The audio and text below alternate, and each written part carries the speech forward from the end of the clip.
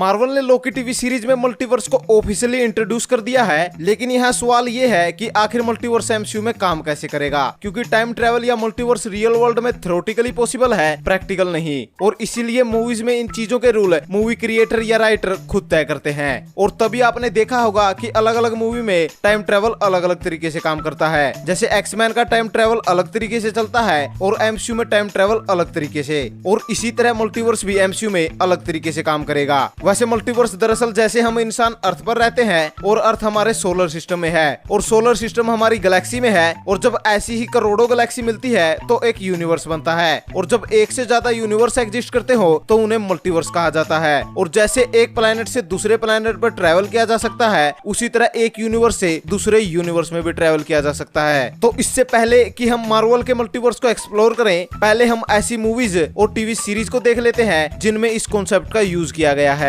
तो सबसे पहले डार्क वेब सीरीज। इस सीरीज में टाइम ट्रेवल और मल्टीवर्स दोनों को दिखाया गया है, लेकिन यहाँ मल्टीवर्स को पैरेलल यूनिवर्स कहा गया है। तो डार्क वेब सीरीज में 3 यूनिवर्स एग्जिस्ट करते हैं, जहाँ अलग अलग इवेंट हो रहे हैं, वो भी अलग अलग कैरेक्टर्स के साथ है। जैसे एक यूनिवर्स में सारे इवेंट जोनस जो एक मेल कैरेक्टर है उसके चारों ओर हो रहे हैं, तो वहीं दूसरे यूनिवर्स में सारे इवेंट मार्था जो एक फीमेल कैरेक्टर है उसके चारों ओर हो रहे हैं। तो वहीं तीसरे यूनिवर्स में जोनस और मार्था एग्जिस्ट ही नहीं करते। तो इसी कॉन्सेप्ट को कहते हैं मल्टीवर्स, जहां एक से ज्यादा यूनिवर्स होते हैं और इनके इवेंट एक दूसरे से डिफरेंट भी होते हैं, लेकिन कुछ चीजें सिमिलर भी हो सकती है। तो एमसीयू में भी मल्टीवर्स इसी तरह से काम करेगा। लेकिन जैसे डार्क वेब सीरीज में सिर्फ 3 यूनिवर्स एग्जिस्ट करते हैं, तो वहीं मार्वल में ये यूनिवर्स इन्फिनाइट हैं। अब मार्वल का मल्टीवर्स और डार्क का मल्टीवर्स लगभग सिमिलर है, लेकिन इनका टाइम ट्रेवल एक दूसरे से बिल्कुल डिफरेंट है। अब एमसीयू के अकॉर्डिंग मान लीजिए आप 2021 से टाइम ट्रेवल करके 2019 में जाते हैं और वहाँ कोविड ना फैले ऐसा कुछ करते हैं और आप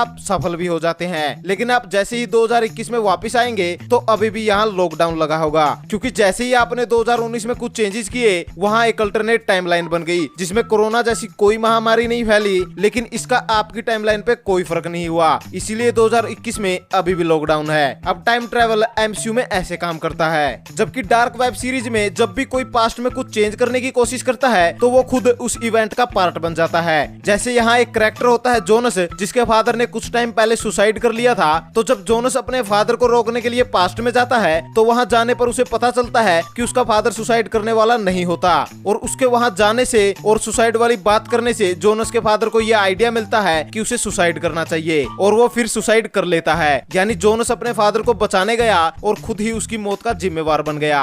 यानी यहाँ कुछ भी चेंज नहीं किया जा सकता और जो होना है वो होकर रहेगा। अगर आप उसे रोकने की कोशिश करेंगे तो आपकी वजह से ही वो कंप्लीट हो जाएगा। तो ये डिफरेंस है एमसीयू और डार्क के टाइम ट्रेवल में। अब मेरा इन सबको एक्सप्लेन करने का मकसद ये है कि मल्टीवर्स या टाइम ट्रेवल कैसे काम करेगा, ये सब मूवी क्रिएटर के ऊपर डिपेंड करता है कि उसे इस कॉन्सेप्ट को मूवी में कैसे दिखाना है। तो अब हम बात करते हैं कि कैसे एमसीयू में मल्टीवर्स को बड़े स्केल पर दिखाया जाएगा। तो जब कैंग का वेरिएंट ही हू रिमेन्स मर जाता है तो एक इकलौती सेक्रेट टाइमलाइन फ्री हो जाती है, जिसके बाद ढेर सारी अल्टरनेट टाइमलाइन बन जाती है, और इसी को एमसीयू में मल्टीवर्स कहा गया। अब इससे ये लगता है कि एमसीयू में मल्टीवर्स एक से ज्यादा यूनिवर्सेस को नहीं बल्कि एक से ज्यादा अल्टरनेट टाइमलाइंस को कहा जा रहा है, और इसीलिए एमसीयू में जब भी कोई टाइम ट्रेवल करता है तो अल्टरनेट टाइमलाइन बन जाती है, ताकि आगे टाइम ट्रेवल की मदद से ही मल्टीवर्स को सेटअप किया जा सके। यानी एमसीयू में ये जो अल्टरनेट टाइमलाइंस है यही मल्टीवर्स है, और इन टाइमलाइंस में अलग अलग इवेंट हो रहे हैं जो आगे हमें एमसीयू की मूवीज में दिखाए जाएंगे,